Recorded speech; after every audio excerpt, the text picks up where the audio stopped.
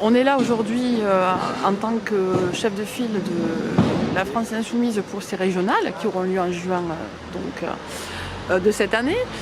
On est là parce qu'on fait tout simplement le tour de ce qu'on appelle l'Occitanie populaire, c'est-à-dire qu'on passe dans l'ensemble des départements, ils sont 13 qui constituent la région, pour apporter nos propositions pour ces régionales qu'on considère comme des propositions alternatives à la politique actuelle de la région dirigée par Mme Delga. Voilà. Et ici on est venu en particulier pour aborder les questions qui sont liées, vous comprendrez, à la forêt, à la gestion de la forêt, une gestion durable. Et c'est pour ça que ce matin on a rencontré des salariés du parc, mais aussi des salariés de l'ONF. On a vu ces dernières années, notamment avec la mobilisation des Gilets jaunes, à quel point il y a ce sentiment aujourd'hui des citoyens de ne pas du tout être représentés.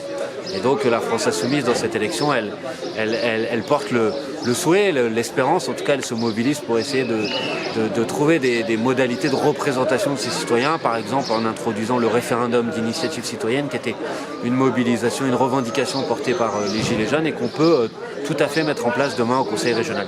Voilà quelques grands axes qu'on porte dans cette élection et qu'on est venu aujourd'hui confronter avec les habitants de la Lozère. Juste quel regard vous portez sur ce territoire et sur ses potentialités? À la fois un territoire qui est riche de résistance, de combats qui sont menés au quotidien. On rencontrait tout à l'heure des membres de collectifs sur la culture, sur RESF pour aider les enfants qui sont menacés d'expulsion. Donc on sent que c'est un département, un territoire dans lequel la solidarité ça veut dire quelque chose, mais un département qui a des potentialités. On parlait là à l'instant de la question de la forêt par exemple. Ici on sait très bien qu'il y a des emplois, des savoir-faire qui doivent permettre de développer une vraie filière du bois qui soit responsable, qui permette de créer de l'emploi, de la transformation locale, faire vivre ce territoire. C'est un département qui est aussi confronté, un peu comme beaucoup de territoires malheureusement dans notre région, à des menaces de fermeture de services publics, au fait qu'il y a de moins en moins d'emplois qui existent ici sur le territoire, beaucoup de gens qui voudraient pouvoir continuer à vivre et à travailler ici, vivre au pays, travailler au pays comme on dit, mais qui sont obligés de partir. Et donc je pense qu'un des enjeux des élections régionales, ça doit de permettre de trouver des solutions pour qu'on puisse vivre ici, si on a envie de vivre ici, travailler ici, si on a envie de travailler ici, avoir des services publics pour vivre ici dans des bonnes conditions. Et on va essayer de se battre pour ça en tout cas dans cette élection. La question qui est importante à ces élections, c'est l'égalité des territoires. C'est-à-dire qu'on considère que quand on habite en ville, en zone urbaine ou pas, en zone rurale ou pas, ce qui est le cas de la Lozère, qui est considéré comme un département rural, on a des droits. Notamment, on a des droits à voir maintenir des activités. On a les droits aux services publics, on sait qu'ils sont menacés dans les zones rurales. Et donc, on voit la Lozère comme un département aussi qui est plein d'opportunités.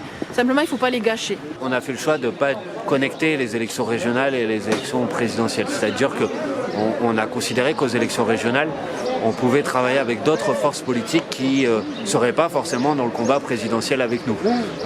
Et on a tendu la main au Parti communiste, à Europe Écologie Les Verts, en leur proposant de faire des listes communes. D'ailleurs, cette proposition est toujours sur la table aujourd'hui et j'espère que ça permettrait d'aboutir pour essayer de constituer une liste alternative à celle de la présidente de région sortante. Néanmoins, c'est clair que cette élection, elle va avoir lieu 9 mois de l'élection présidentielle.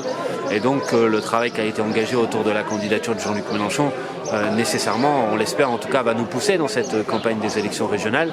Travail qui a été initié dès le mois de novembre avec plus de 225 000 personnes qui appuient aujourd'hui la candidature de Jean-Luc Mélenchon à l'élection présidentielle et un travail programmatique est en cours. Aujourd'hui sort le deuxième cahier programmatique de la France Insoumise pour les élections présidentielles consacré à la question de l'écologie. Et on pense que ce travail-là sur le programme, contact des citoyens qui peuvent acheter ces cahiers, faire des contributions, remonter pour qu'on améliore encore le programme qu'on a porté en 2017, c'est un travail qui sera très utile et on espère qu'il sera effectivement à l'origine d'une belle dynamique pour ces élections présidentielles.